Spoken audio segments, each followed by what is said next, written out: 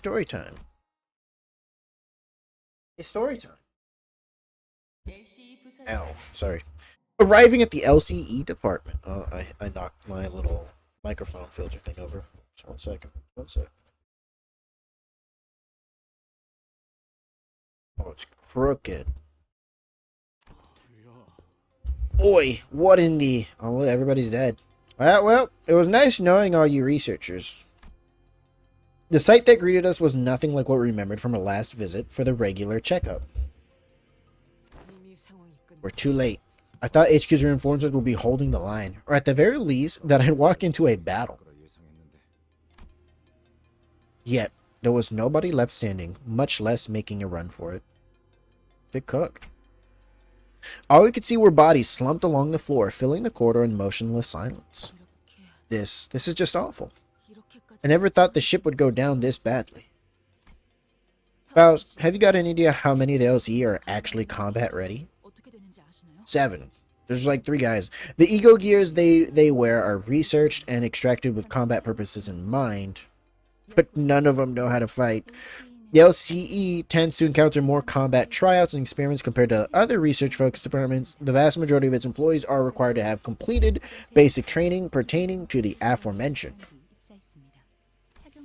As for the ego equipments, although the current research and extraction process may be sophisticated enough to see some considerable results in combat. Faust, please answer the question. It would seem that they were ill-equipped to handle a pre-planned ambush such as this. Fat chance those lab nerds could do anything in a real fight, let alone against the spiders out on the prowl. Oh no, it was them! Is Honheim dead? The memories came flooding back. Researchers jotting down our checkup results on piles of paper, and Hohenheim with his droopy, tired eyes leafing through the files. I already forgot their names, other than Hohenheim. I think they were both mentioned earlier. We'd barely exchanged goodbyes when he rounded up the burnt-out lab staff, who were already pulling their hair out from the sheer level of stress to oversee another experiment in progress. Metaso, if you happen to notice anyone who looks like Hohenheim, let me know ASAP. I have identified 3 bodies in various states that make immediate recognition challenging. However, their stature and attire make it extremely unlikely that any of them are Hohenheim. From the looks of it, they probably didn't even get a chance to put up any meaningful resistance before they were killed. Murdered. With a glum look in his eyes, Gregor examined the bodies strewn across the floor. Out of 32 bodies, 26 show identical physical trauma. Oh, Jesus. Identical? Every one of them has a spiral-shaped perforation at the center of the chest, over where the heart is. The cause of death seems to be the same type of spiral weapon they are holding in their hands, manager. Spear. A rapier. Oh. These spirals. I think they pull them out themselves. Why would... Oh. It's this little thing.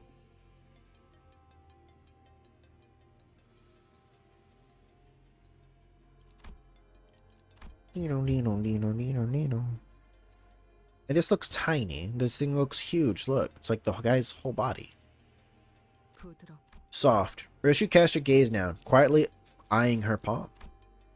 From the cryptic words and the contemplative look on her face, I could easily guess that she was taking a trip through the shadows of her past, touching an invisible object with her palm and feeling its texture, in search of something that should have been there in her hands. And I've been through enough to know that we would be revisiting her past together. However...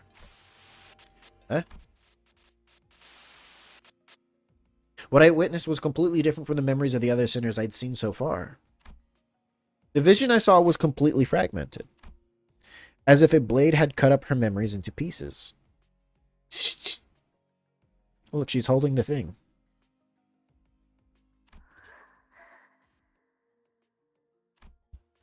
Within Ryoshi's memories, something did indeed rest in her palm. However, I couldn't even make out whether its hue was closer to black or white. It's clearly yellow.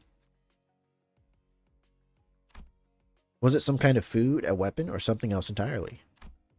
Even the expression that crossed her face when she saw it, and the words that slipped from her lips in that moment escaped me. One thing I saw for sure, though, was that person who, in all likelihood, had given it to her, was letting out a lazy puff of smoke swirling in the air. Watching Ryoshi's reaction in complete ease. I gazed back up to the cryptic senses of Ryoshi's memory that flashed before my eyes. Gazed back upon. Ryoshi, is there anything you remember? Saru. That name's all I can remember. Sarutobi. You mean, as you've seen, Clock, my mind has been hacked to tatters. The sequence and the shapes, everything is in tangles. There is nothing I can explain about my memory. Ew. It seems we've gotten the gist of the situation. The worst case scenario here would be a breach from the outside happening while abnormalities, distortions, and a pecatula break containment all at once. Wow. Now that's a situation I really don't even want to think about. We'd be fighting trespassers and all kinds of monsters broken loose. Precisely. That sums up our present circumstance. Right. Otis wasted no time to deliver the conclusion that'll kill everyone's morale. Let's start from the beginning. First, the LCE department found itself under attack by a group of unidentified hostiles 2 hours prior. The weapon used to massacre the researchers are not uniform. The victims appear to have been killed with a various assortment of arms. My darling daughter. Eyes on me when using straight weapons that leave the farthest reaching arcs. Using straight weapons that leave the farthest reaching arcs.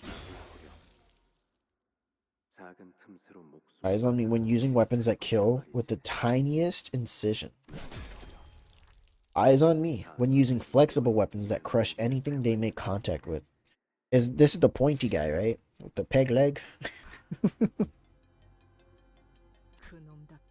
What a tangled mess, just like that bastard.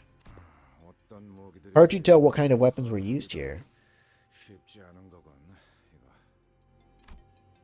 Hershey whipped her hair back, furrowing her eyebrows in annoyance. Safe to say that the killer is adept with at least 3 different types of weapons. Moving on. This was a surprise attack carried out without any delay whatsoever, and the LCE had no time to even plan a counterattack. It was, for lack of a better word, a massacre. Now here's something that demands our attention. It appears the invaders had the abnormality containment units opened only after they confirmed that the surprise attack had been carried out successfully. That sure is fishy. Or maybe they wanted to they were like, oh no, we gotta save all you creatures, you poor things. I mean, shouldn't it be the other way around? Unlock the containment units first, let the monsters wreak havoc through the facility, and then swoop in during the chaos and finish off the stragglers. That'd be easier course of action. Indeed, the enemy's strategy is highly unusual. As for why they resorted to such an unusual move, there are 2 plausible explanations. Firstly, that the enemy may be compromised to fighters skilled enough to forego a diversion tactic. You mean there could be more who are as strong as the woman in the truck who kidnapped Canto? Secondly, that the enemy may have purposefully unleashed the abnormalities from the cages as a follow-up measure. Follow-up measure? Art thou implying those villains sought to disguise their vile attack? Sueño implausible, what? No, the chance of a cover-up is almost non-existent, unless they had precise knowledge of scavenger abnormalities that could devour the corpses clean. The enemy would never have left such identifiable wounds on their victims. It makes more sense that their goal was to delay HQ's main reinforcements and keep them from reaching the scene on time as we did. A delay tactic. I see. Maybe they were looking for something. Possibly. They must have had a specific objective in mind when they broke through. Which means whatever they're looking for should be here somewhere. Something elusive and so well hidden that they had to distract us just to buy themselves some time. We need to hurry then. Oh. So they're looking for something. The spiders come in looking for something. Murder the people.